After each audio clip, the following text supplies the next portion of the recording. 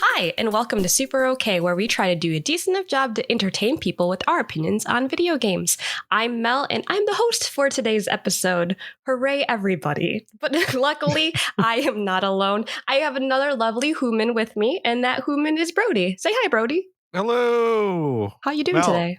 You know what? I'm doing good. Great. It's for just for reference, it's Labor Day. It's Monday at noon, right about noon.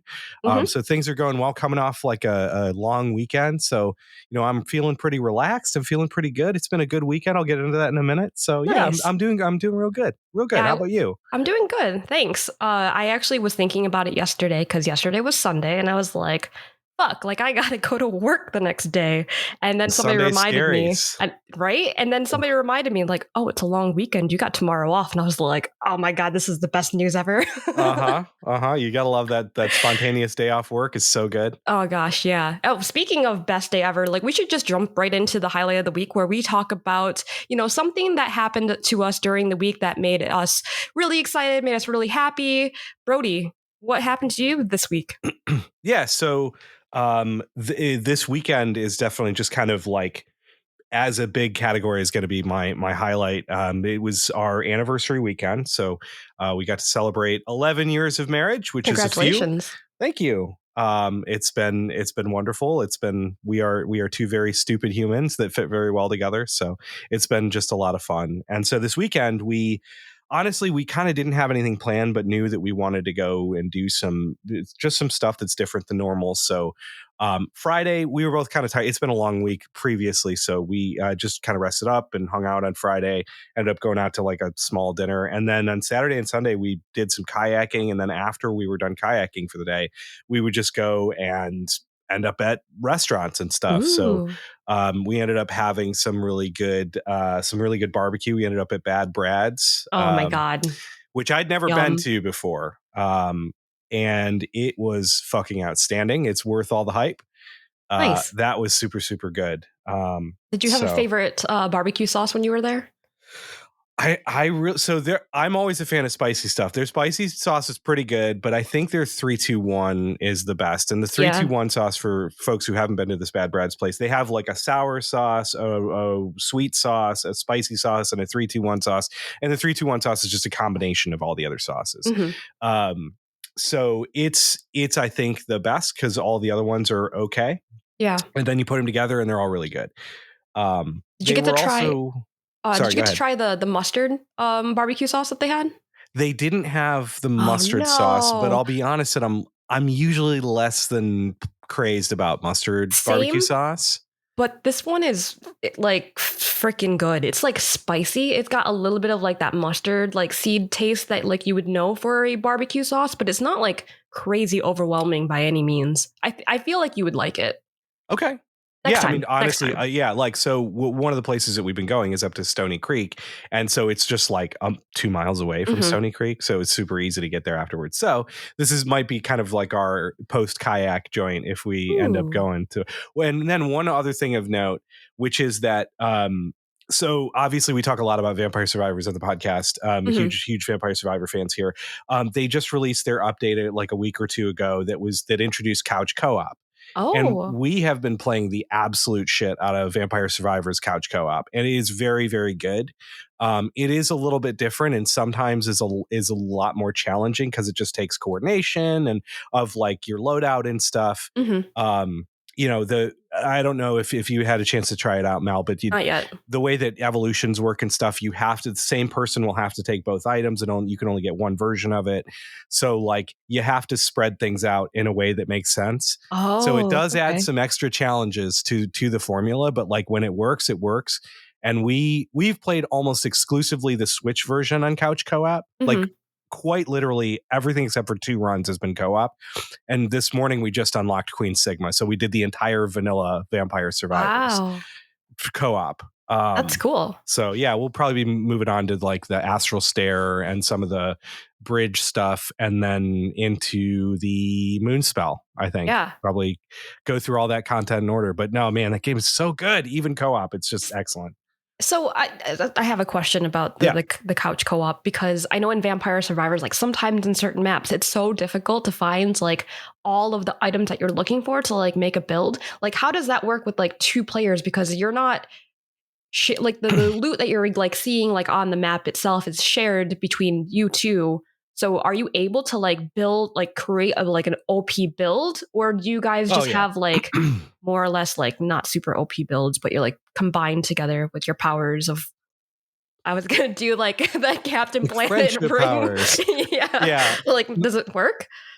Yeah. So I mean, the good news is Vampire Survivors still is Vampire Survivors after, like, even though you're taking that stuff and splitting it into two people, like it's still, because I mean, the game forces you to kind of stay in the same area because it's not split screen, right? It's you're in the same, you share the same screen.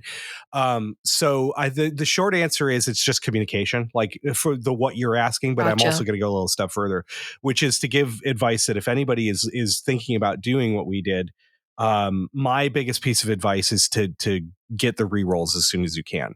Yeah. The rerolls are absolutely essential when you're playing co-op. It just allows you a lot more flexibility to make sure you get the thing that you need, as opposed to having to settle for something that you might not need, that might not necessarily benefit both people. Right. So, but other than that, it plays well. I think that the way that it allocates like level ups and the way that it allocates chests and stuff is cool. It gives the players an equal amount of agency, which is neat. Sometimes it'll be like, oh, I got an Arcana. Okay, well, she's going to pick the Arcana this time, and then we'll see who picks it next time because it's just random. You share XP, you share money. Nice. So like all that stuff is good, and it makes some of those things, like if you're doing like a evolved cat build, the like eyeballs that generate gold, like if you do one of those and like one of the arcanas that's like the disco gold, you can make a lot more money because you can like spread out in ways that you're like constantly pushing damage and stuff. Yeah. Nice. So no, it's been a lot of fun. Gameplay's great co-op. Okay. Good to know. That sounds great. I think Josh and I will play that at some point, because I know that he was like super into Vampire Survivors when it came out, and like spent like 2 weeks just beating that game. And I was like, man, I don't know how you have that much time on your hands. Yeah.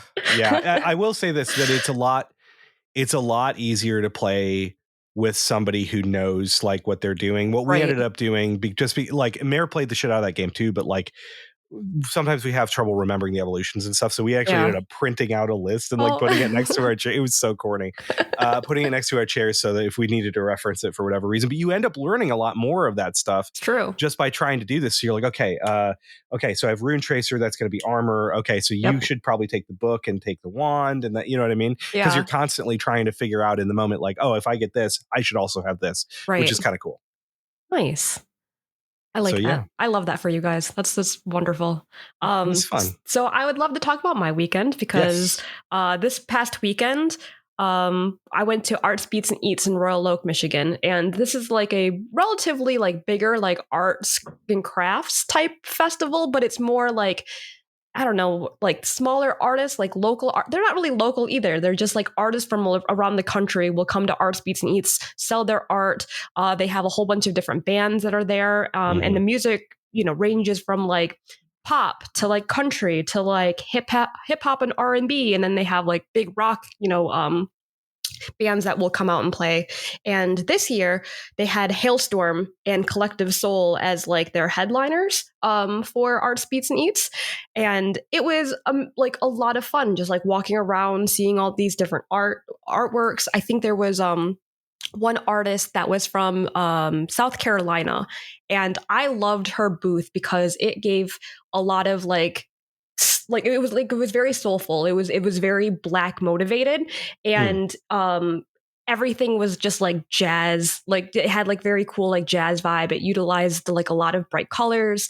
In her booth, I like stood there for like a good 10 minutes, just like admiring her artwork, because it was just so like gut wrenching in a way, because it kind of like captured like the struggle of like, Black people in the South, but it also captured a lot of like soul in terms of like how they were able to rise above and be in, I'm just gonna say like enlightened, but like, tried to, find the bright spots in such darkness. And her art was just so freaking amazing. And I just, again, stood there for like an incredibly long time.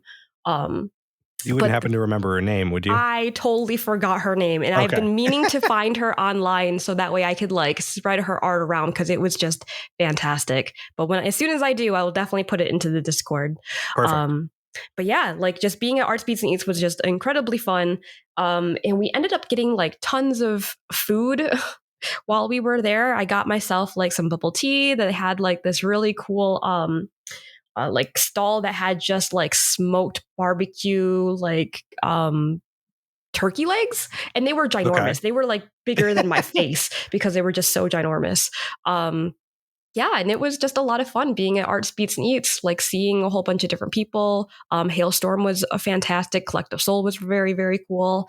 Yeah, it was just great in general. Nice. Yeah, I'm glad you liked it. I know Mel and I were talking a couple minutes before starting, and despite living relatively close to Arts Beats and Eats, like I haven't been very much, I think. But I always do like to see who is headlining from a music perspective. I think last year, if I recall correctly, it was like 311 was the main headliner, and Flo Rida maybe. That was like, was that a couple years ago? A couple years ago, because I looked. That was the last time I went to Arts Beats and Eats, which is so funny that you brought that up. But I think last year they had Fits in the Tantrums. If I'm not mistaken. Right on. Yeah, that sounds right. Right. I think that they did recently, yeah. But yeah, I thought that was like a very weird combination. Flo Rida and 311 there. It was just crazy. Yeah. It is what it is. Yeah. But it's funny that they got Hailstorm would be a lot of fun going there. That's pretty. Collective Soul is one that I just like. That's a name that came up through the, they still exist. Right. Exactly. And that's how I felt too. And I was just like, do I know any songs by them? And surprisingly enough, like I knew 3 songs and I was like, okay, like apparently I know this band. Yeah. Collective Soul did something very, very interesting where they played their song Shine, Collective Soul. I think that's what it's called. Shine, like Shine's like one of their biggest songs, especially like here in Michigan. I think that sounds right. Yeah. So they played the whole entire song, and then they played an encore of that song, like in the middle of their set. They literally played it twice because they realized that the crowd loved that song so much that they were like, all right, the first one I'm going to sing, and the second song I'm going to let you guys sing. And I was like, this is crazy. The goofiest thing I ever heard that was related to that is there was a concert that was on their Watch the Throne tour. It was Jay-Z and Kanye West, and they ended up performing one song 8 times in a row. What? Yeah. It was the Gentleman in Paris song. Obviously that wasn't the first word, but anyways, so, but Kanye West is literally insane, so it's true. Maybe it was just him being insane. Maybe. But hey, I hope you had a good time at Arts Beats and Eats. It sounds like you did. It was a really, really nice time. But I'm going to start switching it up a little bit because I'm not really good at transitions. So I'm going to jump right into our main topic of the day. But speaking of insane, we're going to do something pretty insane where we're going to try to imagine how we could integrate video games into celebrations of real life events. So we ended up picking up like a whole bunch of different number of events and a number of games, used a randomizer, and whammo blammo, like we have a video game theme for that event. It's going to be crazy. Brody and I kind of came up with a little bit of rules on like what we're going to be talking about for each one of these events. We're going to be talking about the decorations for the events and the type of food that we might be able to serve. And then also like, how like some life events, like they have games or something will always happen that is very typical of that event. So we're going to also try and incorporate video games into that as well. It's going to be kind of crazy. But we're going to start off very, very tame. And we have decided that we're for our first life event and theme, we're picking a Monster Hunter birthday party. Yes. And I had, the second this came up on our list, I had some thoughts. And those thoughts were based around one thing. And I know that if Brody was planning a Monster Hunter themed birthday party, this would be a heavily pinata themed party. Oh, okay. For sure. Yeah. Okay. And so the whole thing is the whole like main gimmick in my mind is the following. You have a number of piñatas that go from like really small to like really, really big. Okay. And they all vary in terms of like how difficult they are to break. And so there are certain piñatas that you can't break open. Like if you were just to come to the party and take like, you know, your stick or whatever you're given, maybe that's what you're given at first is a stick.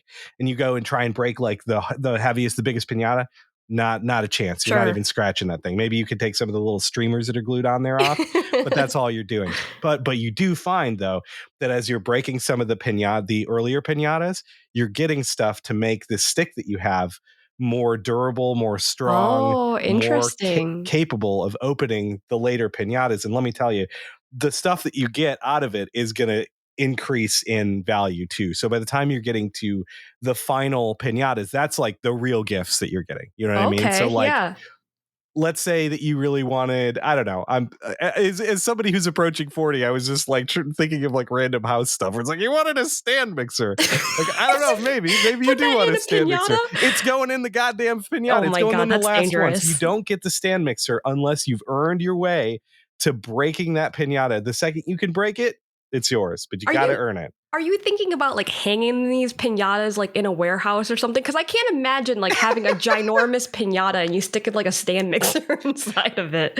So you've raised a good point, which is I didn't think of any of those details. However, I do like love that. Yeah.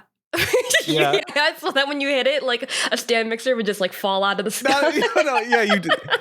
Cause of death, blunt force trauma to the head due to stand mixer falling out of piñata. I want to tell that story. No, I think, well, for that one, it would have to obviously be close to the ground because those motherfuckers weigh like 60 pounds. It's true. So it would basically just have to, okay. All right. Yes, this would have to be a requirement. And then the piñatas would be like different monsters in Monster Hunter, right? I feel like you got to. Yeah, you've got to start with like kind of the same progression where by the time you get to the big ones, you're going with either the ones that are pretty large in general. So like Diabolos or something like that are huge, or like the Kushala Daora or the actual Elder Dragons that are like crazy, absolutely massive. Yeah. Yeah. But like the beginner ones would be like the great Jagras and whatever, you know, the Kuluyakus, right? Oh, that would be Kuluyaku would be such a good one, anyways, because you could have two piñatas. You could have the little egg that he carries around as one, and you could put like a little something in the egg, like candy in the egg, and then in the Kuluyaku, you can actually put like a heavier stick that you can use to break the next piñata in. Yeah, I like it.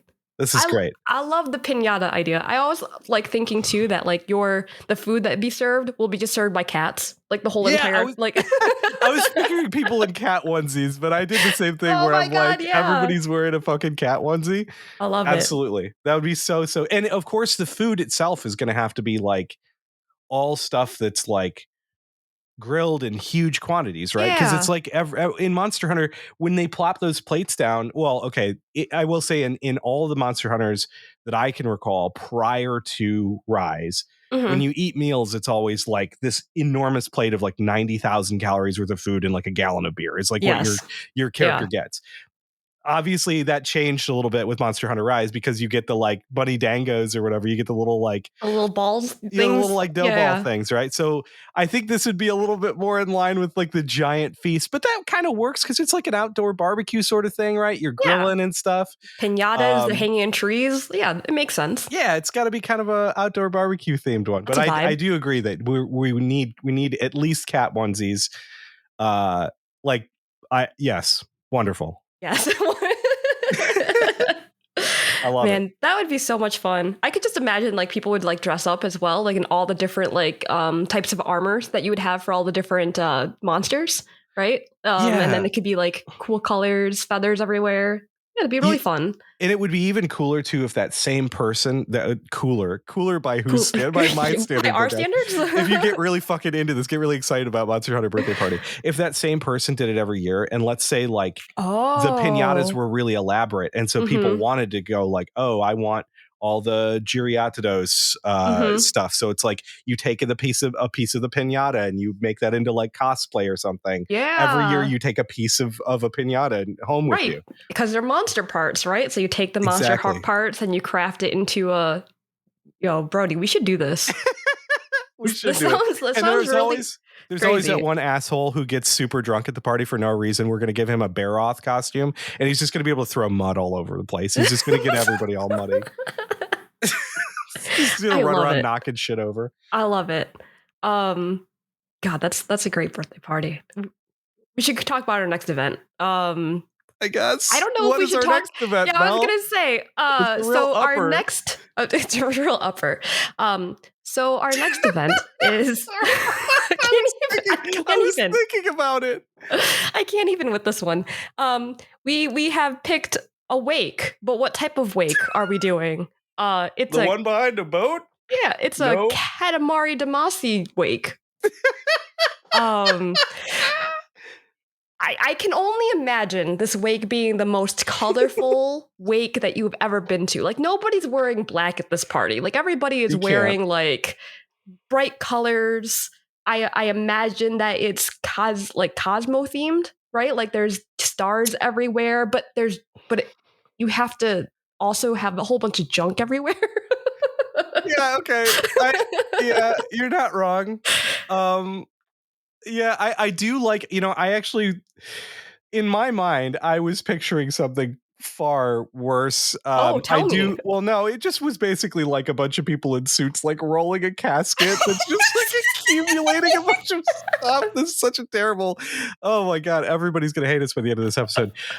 But no, I like the like colorful stuff a lot more. Plus that also fits in. You could make it almost like, in New Orleans, they have the second line, the like big parade that happens around the funerals. And it's kind of like, it'd be kind of like that where you're like, I don't know. To be clear, what are we pushing? And we have to have a thing that accumulates stuff.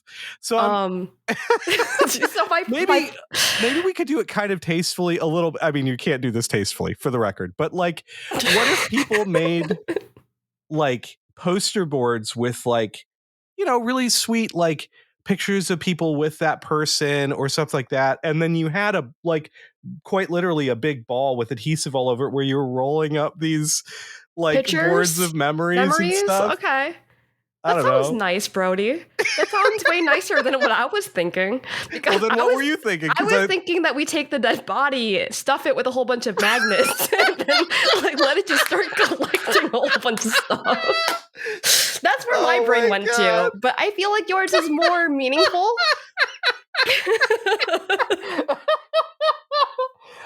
Oh my God, I'm just totally envisioning like literally just, it's like Weekend at Bernie's, but you trip. The guy's rolling down a hill, and all of a sudden somebody's like, "Where's my watch? Oh shit, it's on the dead guy." I guess it's just his now. Yeah. Rest in peace, Uncle Bill. Oh man. Yeah. Oh my God. Your idea is way better than mine.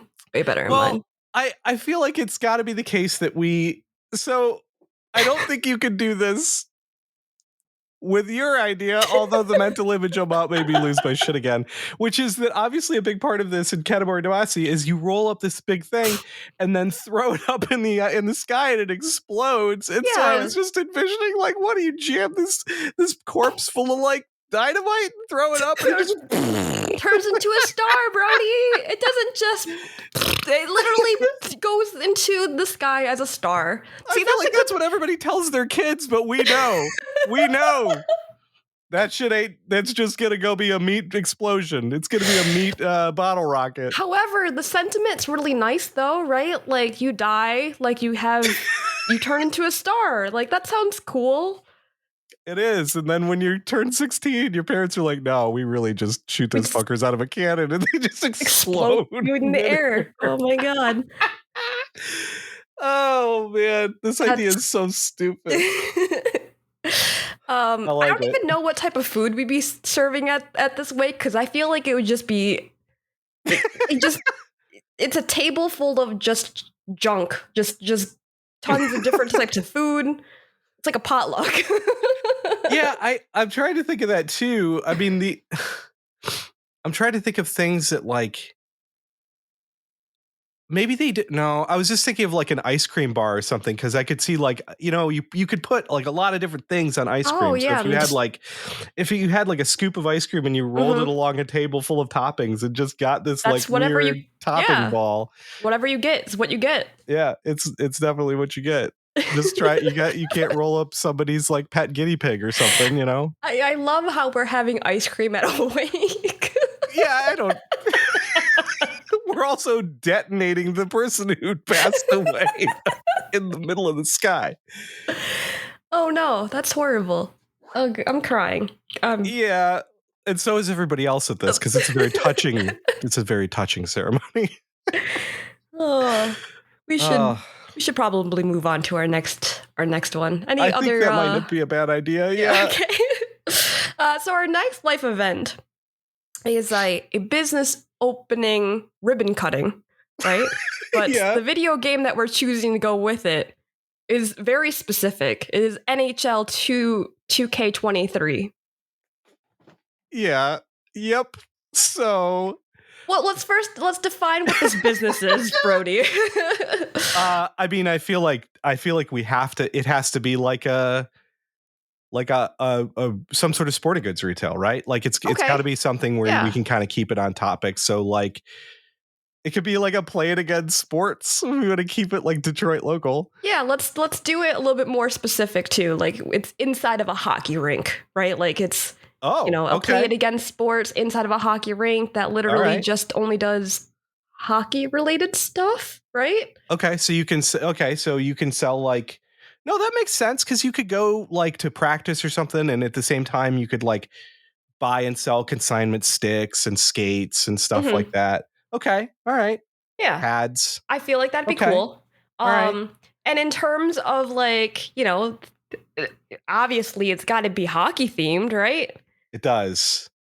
And this is kind of where I was like, when I put this one down, I was more thinking of like, there's some other events in here that I was thinking it might do a better match for. So when it's on ribbon cutting ceremony, I was like, oh shit.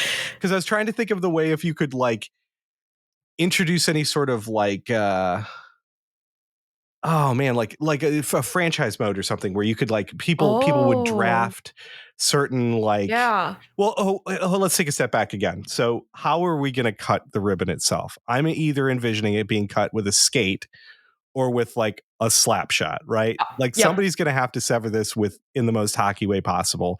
Yeah. Presumably somebody could also like drop their gloves and fight with it until it breaks.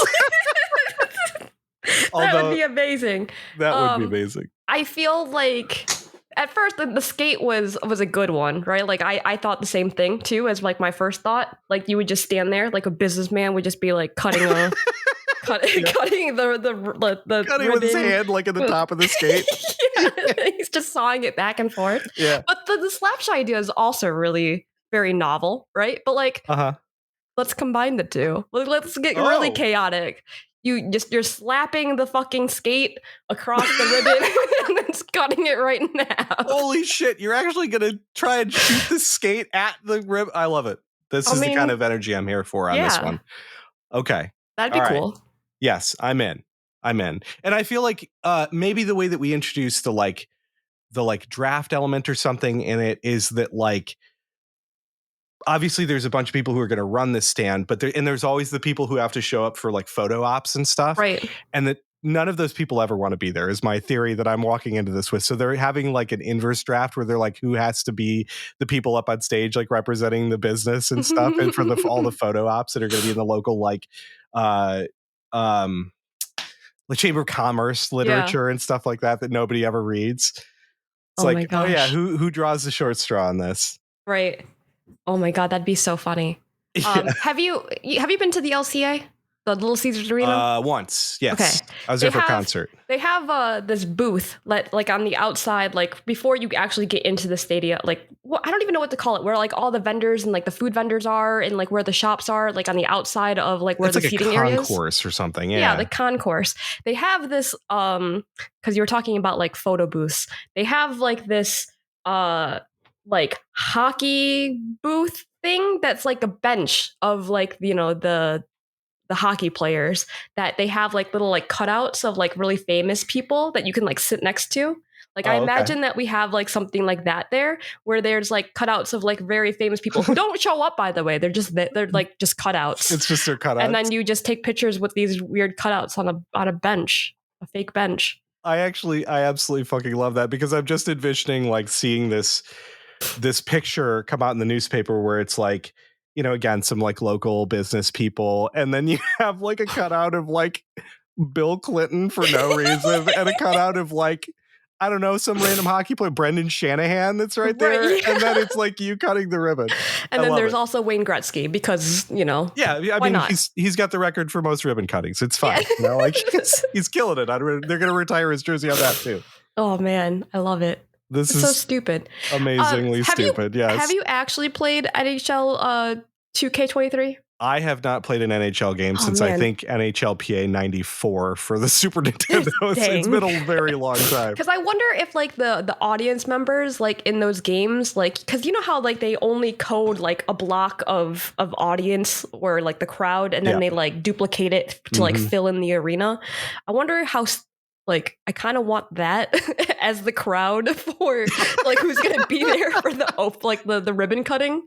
Like they're not real people. They're just, you know, duplicated crowd member. It's just strange, like holograms or something. Well, that's making me think of also like in the early days of the pandemic, when like, because I know that it was really touch and go on like what sports were going to cancel their seasons and stuff. But I know that they had, I don't know if how early this is in the pandemic, but there is some footage out there of like at baseball parks, for example, that you'd get in the stands, instead of people, because people wouldn't be there, they would put like giant teddy bears and stuff in the stands. And that's kind of what I'm envisioning is like scarecrows or something, just like people's clothes and like stuff with newspapers, but it's like they repeat every so often, so you get the same like plaid shirt and jeans, and then next to him is like a green t-shirt, and then a red, and then plaid shirt and jeans. Like it just keeps repeating every so often. I love that too. Are there real people showing up to this event? Because it sounds like we're just putting just a whole bunch of stuffed animals, cutouts. I mean, what kind of people usually show up to those? I'm guessing it's like a couple of folks from like local newspaper, maybe somebody from the TV station, and then like people's family and coworkers. I don't exactly think they're just like, yeah, we're breaking ground on the new business today, and we expect 1,000 people to turn out. Probably not. They can't even shop there. So I don't. How about because this audience is like for the hockey players, right? Right. Yeah. Oh well, then we might have a bigger audience, because they might actually be buying and selling stuff right away. Yeah, okay. Oh, Fair enough. Look at this. This turned into being very productive for these hockey players. Like we should it sounds like an event that I would go to, and it would be actually viable. Yeah, I guess. The most realistic event that we probably could create. Yeah. And I just had the moment where I'm like, I'm an idiot. I was having this moment where I'm like, we never specified whether it was ice skating or roller hockey. And I'm like, yeah, you did, you idiot. You guys have been talking about skates this whole time. Yeah. What are you talking about? And cutting the ribbon with the skate itself. Yeah. No, you cut the ribbon with rollerblades. It's going to take 100 years. It's so stupid. I don't know what I'm talking about is what I'm saying. All right, we gotta move on. It's probably a good idea. Okay, awesome. Our next life event. We have chosen Bachelor Party. But what's the theme? Oh, it's Payday. You know that game where like you wear the crazy masks and then you go into like, you know, rob a bank? That game. The ideas only get more tame from here, I feel like. Oh, really? So I don't know much about. I've never really played the Payday games. Never played a Payday? Even the original one? I think I played the original one. I downloaded it at some point for the PS4, because that's the first one came out on PS4, right? I think it was on all. Sorry, I meant like generationally. Like it wasn't like it was not like PS3, Xbox 360, was it? A great question. I think it was on 360. Payday. I'm gonna do the Googles. Okay, it probably was. While you look that up, maybe I'll just proceed as if it was. Well, the whole point is, I know what the idea is, which is like bank heists, right? This is like hardcore bank heists. So I think So a big part of bachelor parties is I feel like there's always like a decent amount of deception. And by that, I mean like the the idea is for like the best man and the rest of the wedding party, right, to come up with the ideas. And basically the person who's the groom isn't always in on it. And so True. frequently there's situations where they're completely surprised about stuff. So I think probably the way this works, in my opinion, is uh oh man, I'm trying to think. It had to be maybe in coordination with some sort of escape room or something where like Okay. Yeah. maybe they blindfold the person and they bring them to an area, and then when they take the blindfold or like the bag or whatever off the head, like the groom is then like, all right, so slight change of plans, we're in a little bit of trouble and we need to before we could kick off this bachelor weekend or whatever, I'll be honest that we're going to have to get out of here alive or something. Ooh. And then they try to they have like actors or something, like maybe as part of the escape room, that are like, you know, they don't have actual guns or anything like that, but they have like, yeah, so we came into possession of these bags of cash and we have to figure out how to get out of here. Yeah. No, I like So that. I just don't know how you do any of the other logistics around it. So that's fair. Yeah. Mel, I mean, what goes on from there? I feel like, good start. We're in an escape room. I would think that the escape room would either be like a jewelry store or like a bank vault that you're stuck inside and you have to somehow get out, right? Because like you've made it that far and you got the goods. Somehow you got to get the goods out, right? So it could either go two ways, right? Like you could either do like a what do you call it? Like a laser gun, shoot your way out of the bank or the jewelry store as your escape room, or you kind of like go the sneaky puzzle route, right? Like there's two options that you can pick, but then there's one room, that you somehow get into, and it ends up, because this is a bachelor party, we have to remember it's a bachelor party. You get into that room and all you noticed are like some people you don't really know. They're people in suits with a mask, but then it becomes a strip room, right? Like so those people are like, taking off their masks, taking off their tie, and it becomes a thing, right? Like I feel like that would be kind of weird, but at the same time, very on brand, because they in Payday they wear masks and a suit. Okay. All right. That took a turn I wasn't expecting, but honestly, I don't know why I wasn't, because you're right. This is a bachelor party. I was trying to think of my bachelor party, which was awesome, but it was like I went up north and had an awesome time up north. I was like, what? Okay. Yeah. Totally not a criticism of my bachelor party, but that's why I was off base, I think, on this one. Fair enough. And I feel like my visions for bachelor party may be different from actual men's visions of bachelor parties, because of just like, that's what I automatically assume at a bachelor party. Like people are getting wasted, they're strippers, and a party is happening. Like that's just literally a stereotypical bachelor party in my mind. Yeah, I think. Okay. Yes. But I mean, that didn't happen with my husband. Like, I mean, it's just mostly drinking. I think he just got really, really fucked up, like at his bachelor party, to the point where he was just like, I need to go to bed. Yeah, I did too. Yes, that was a big part of it for us. That's for sure. But well, how do we incorporate partying that? Well, I think it's once I think you escape into that room, and then that's the party room then, right? You're just getting where all drunk. the debauchery happens. Yeah. But like not too much debauchery. Right, like not too much, but just enough. Just enough.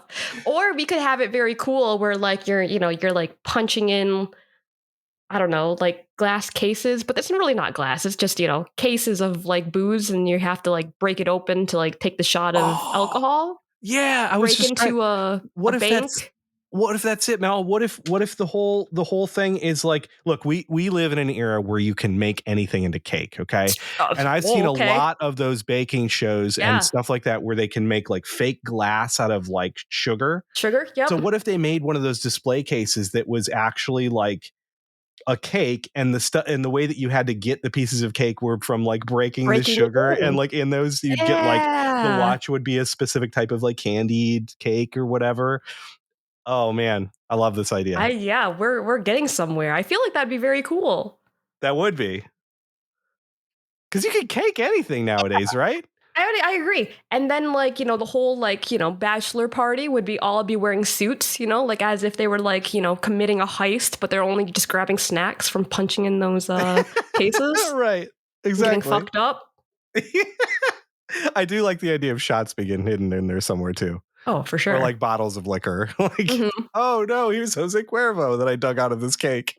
I like it. Not the actual human being Jose Cuervo. Dios mío, I've been in that cake.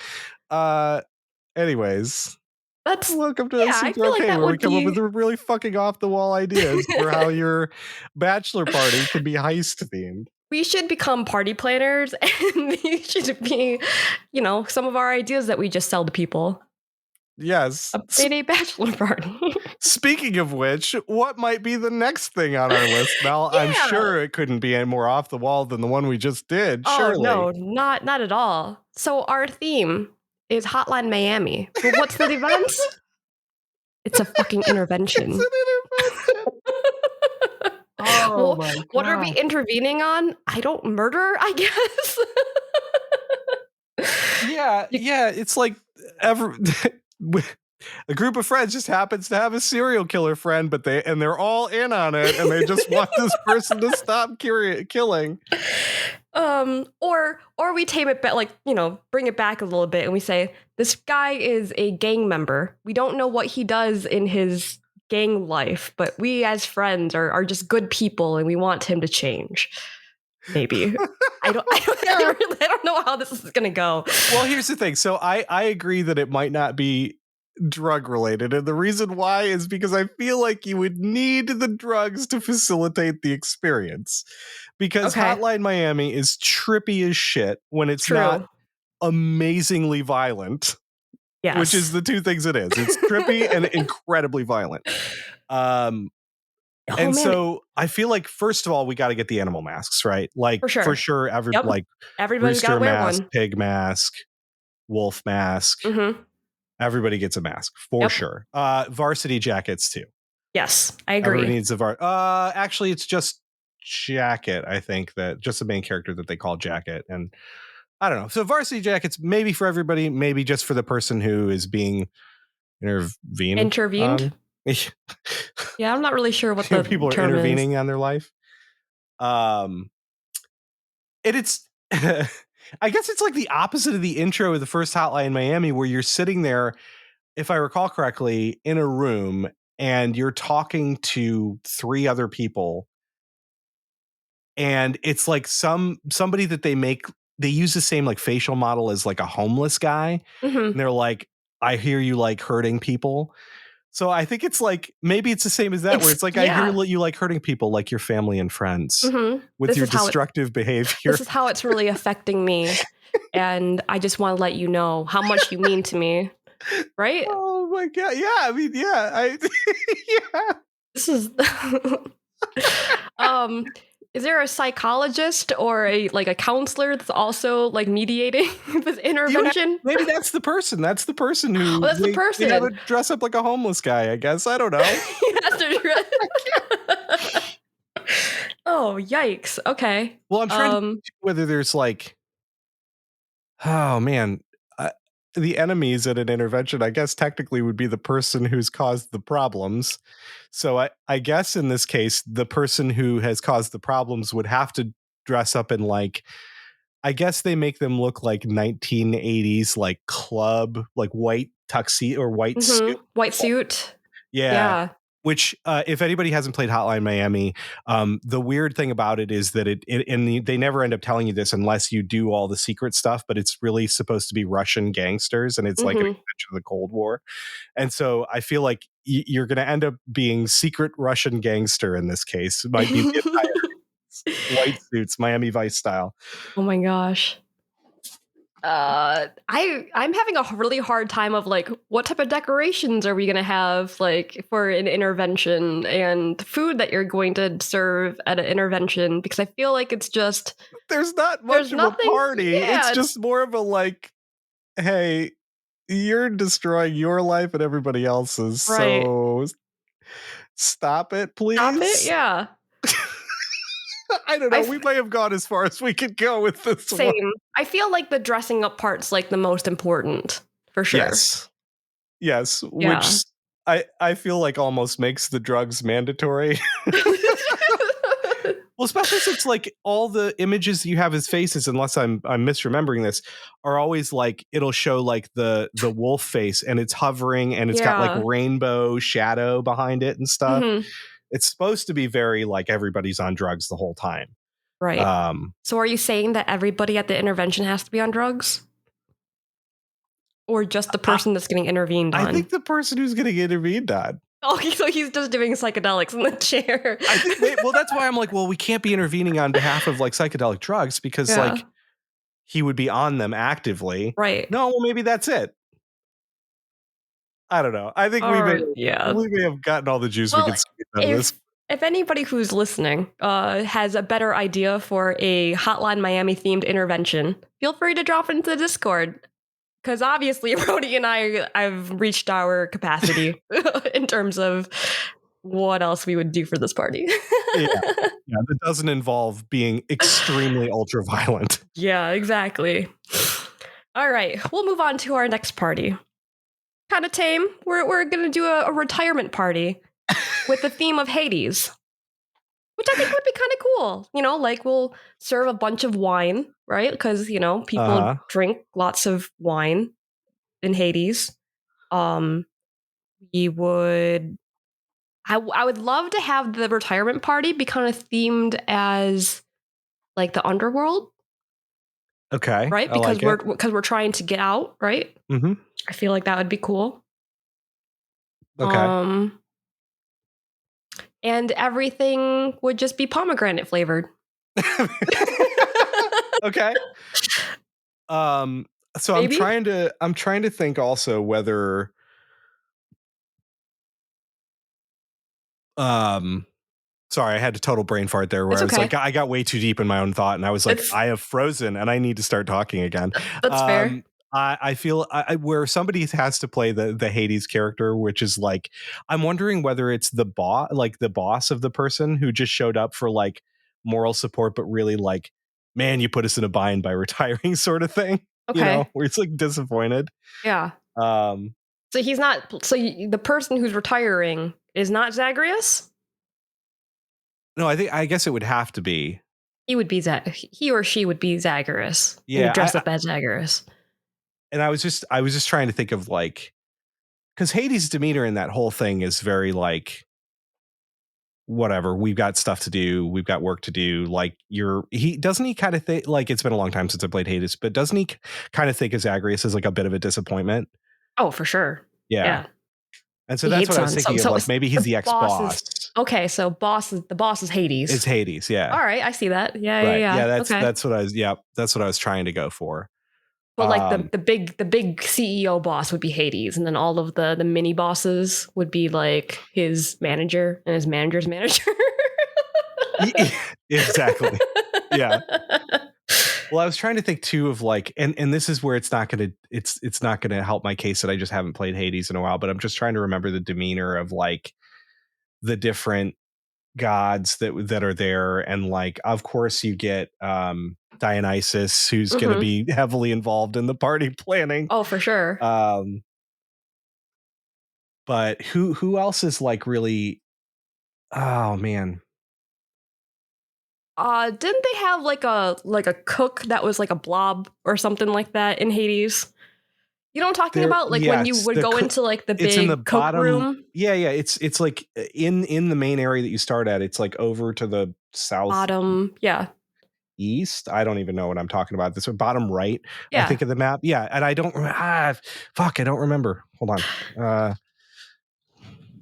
I feel like this would be cool because then you could have like you could bring Cerberus into your party, and he could be like a I don't know, a cool animal that you could play with.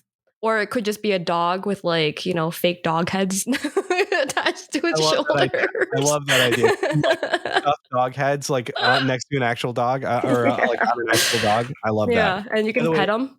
It'd be great. oh, you have to pet the dog. Um, The um, cook looks like a little shadow. I don't know if you just looked that up, but he looks like a little like robed shadow guy with like uh-huh. a chef's hat that looks like a button mushroom or something on his head. And as I Yeah, recall, he doesn't say much, if anything, at all. no, not really. But you do But bring him stuff to use. yes. So you bring him stuff and he cooks for you right away. I think that'd be kind of cool as, part of the party. Um, I would also imagine that there's random fishing locations like within the building or where your party is, because why not? Why like I like it doesn't really add anything to the party itself, but it's there. Because Hades does something similar, which is it allows you to fish for what reason we're not sure, but you still are able to do it. You can get an achievement for it. There you go. Yeah, Yeah. so it's just there. It's just But there. I feel like that's kind of having like a photo booth at a party or something. Like it's there. You can do Yeah. it. Like if You you can, want to, it's fine. right. It gives you the little like what do you call it? Like party favor. You fish for your party favor. I actually love that idea. You put them in little gotcha ponds or something and you have like a Mhm. magnet. Okay. All right. We got an idea here. I love it. Okay. I But love it. like in terms of like mechanics, I feel like because it's a randomizer to a certain degree, right? Like it's a roguelike. Get random food, random I don't know, random guests would just like show up and then you'd have to like talk to these people. Maybe just like they sent blind invites to like everybody in your life, and there is a possibility that like anybody could show up. So it's like, right. oh, my second grade science teacher. Okay, hi, it's Have been this 30 years. I hope you're right. doing well. You totally remember me. Have this conversation. Yeah. Oh, that would be terrible. This would be like conversation roulette. Awful. No, thank you. I do like the idea of randomizing the food too, where it's like, your normal kind of spread of party things. And I guess retirement party, it's mostly what, like hors d'oeuvres, right? You get a lot of Yes. like finger food hors d'oeuvres, and There's then always there's a probably cake. like there's a cake and then like some catered stuff, right? Right. But I think Yeah. maybe the order is randomized, so it's like, okay, we're having the cake right off the go because that's how the dice rolled. Okay, what's next? Okay, now we're on to finger food. Now we're on to chicken tenders. You know what I mean? So maybe the coursing is random. Okay. Yeah. I like it. I feel like everybody has to dress up for this party. Like people I can't was just thinking the show same up. thing. They can't just show up in like normal whatever clothes, like it's not business attire. Like it has to be like togas, right? Yes, I think so. I think it has to be like I was thinking togas for sure, and I was thinking if there was a modern equivalent, it would be like spa attire, like everybody wearing robes or something. But I like Yeah. the togas is way better. They have like the little like filigree like headpieces. You know what I'm talking Yeah, about? the Like like they have laurel around their wreath head. things. Yeah, Yeah. yeah, I like Everybody's it. got to wear that. Yeah, I like it. I like it. I'm still stuck on this mental image of the dog with the two stuffed dog heads. Like this has to be a thing that exists. There has to be. If there isn't, it needs to. It really needs to. Somebody invent it, please. If it doesn't exist, we will. Brody and I will personally buy it. We will Yeah, fund we'll make your. it we'll make it a reality with an asterisk, which is if we want to. Oh, all right, Brody. I think we Oh my have god. room for one more. Okay. So Mel, what else we got on Can our I pick list? this Yeah, one? sure. Go ahead and do So it. Brody and I had like two backup ones. And I get to pick the one that we're gonna do. And I know which one this is gonna be already. And Brody wrote in our outline, "Left foreskin dead," and it's a Left for Dead bris. And that's my only contribution here is the name. Thank you. Mic drop and I'm gonna leave. A zombie themed bris. Bris. Yep. I don't really know what happens at a bris, and whether like I kind of want to look this up because this is going to be a little educational because I don't really know like you all know that a bris is a Jewish party, right? That celebrates the life of a male baby by also cutting off the foreskin of of a of a appendage. We are foreskin. So Take now some that of your we penis off. That's what they now do. now that we got that out of the way, um, yeah, it's just essentially like a you know, Brody's. I'm losing it right now. Yeah, I don't know. But apparently, traditionally, you have the morning service at a synagogue, and then you go back to the home of the baby's parents or grandparents. There's a mole that comes in and performs the ritual. But it could also be a physician or a rabbi or something like that, and Or an undead human. or an undead human in our case. Oh, that'd be Oh, crazy. Oh, you can't have the flesh-eating zombie on the ding dong. You can't oh. do it. Oh god, I was just like also thinking like it says here that they use modern surgical hygiene and surgical equipment to perform this act. And in my head, I'm just thinking of like, oh, what melee weapons do you pick up in a Left 4 Dead game? A hatchet. Okay, so dear God. Well, I was just thinking of like, okay, so there's always in the zombie survival things, there's like somebody who gets bit, and then they always Ooh, have to try yep. and rush and try and do some sort of like medical procedure. So they have to try and like get through the zombie apocalypse to a place where they could do like a semi-sterile medical procedure. So maybe, just maybe, there's a thing where like the family goes in for the service in the morning. Mm-hmm. Somehow the zombie apocalypse happens. When they come out, then they realize that the world has kind of ended and they have to find a safe place to do this in. Oh, so they're going for the safe Maybe. house. Yeah. Okay, Okay. I feel that. Yeah, that's way better Maybe.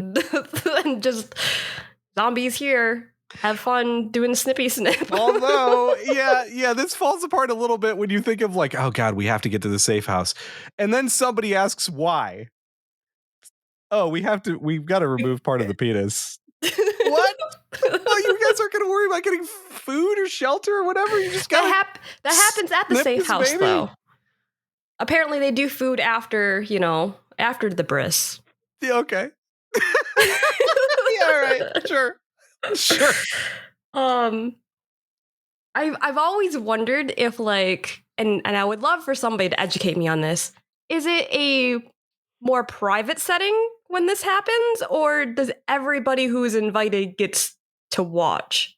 Like in Seinfeld, I like that's the only like bris that I've ever like kind of like witnessed or like I've heard of, and like I just imagine like everybody's just surrounding this baby, and it's just like, all right, do the thing. Yeah. Good luck, baby. So I think this is going to be one that we're going to have some folks help us in the Discord, because I have not been at one as a spectator either. So yeah. Yeah. I mean, I'm reading articles online on it. This is very educational for me. Apparently, I can't wait to see what Google thinks now of your entire computer everything after these searches. This is awful. But apparently, you like the only requirement for like in terms of meal, like things that you have to serve, is wine after the bris. So Okay. Wine's got to be there. Okay. But I could just imagine it being like blood flavored wine or blood like red wine to make it, yeah, zombie apocalypse themed. Okay. I like it. I think that works. This is a weird It's very strange. party. Yeah. Yep. I am uncomfortable just talking about this. Same. All right. So, hey, if you think you can do a better job than us of coming up with a bris that's themed around the zombie apocalypse, hey, come on in the Discord, tell us about it. But like not in too much detail, please.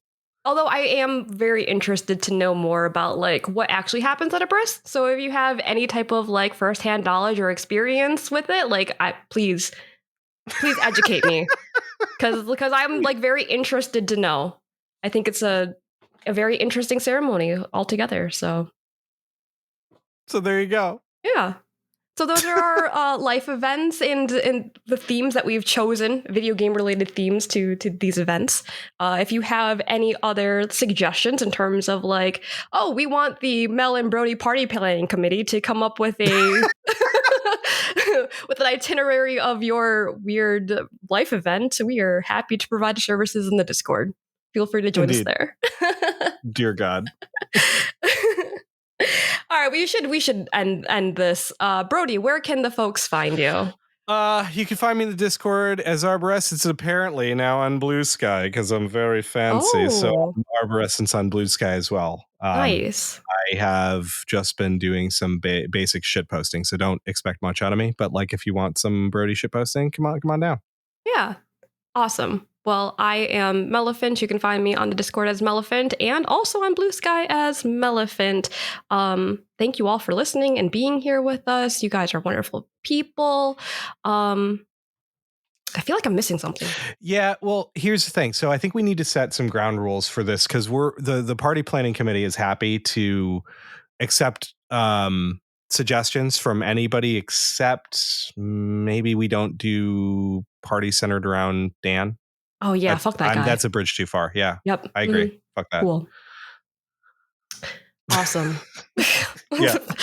Well, thank you all for listening. I hope that you all have a super okay day. All right. Say goodbye, Brody. Goodbye, everybody. Bye, everyone.